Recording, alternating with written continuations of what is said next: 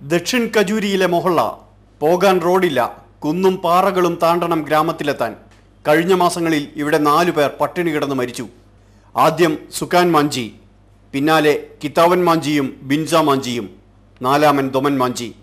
ദൊമാന്റെ ഭാര്യ ജാഗീശ്വരി ദേവി കരയുന്നു. നാട്ടുകാർ പറയുന്നു മരണം കാത്തുകിടക്കുന്നവരെ പറ്റി. दिक्कत है कि पेट नहीं भरता है, अरे गला नहीं भरता है, बाल बच्चा के थी कोची करेगा. हम देख रहे हैं जीवित तो बाल बच्चा है कि नहीं, के देते रोज के रोज.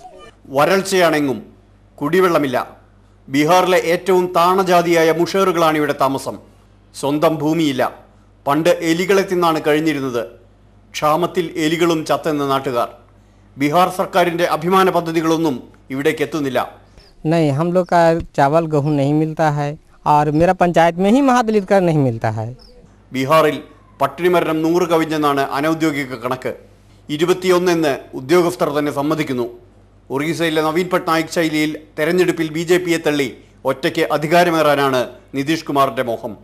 ഒറീസയിലെ കോരപ്പുട്ടും കാലഹന്തിയും പോലെ ഗയ, നളന്ദ, ജഹാനാബാദ് ജില്ലകൾ ബീഹാറിലും പട്ടിണി മരണത്തിൻ്റെതാണ്.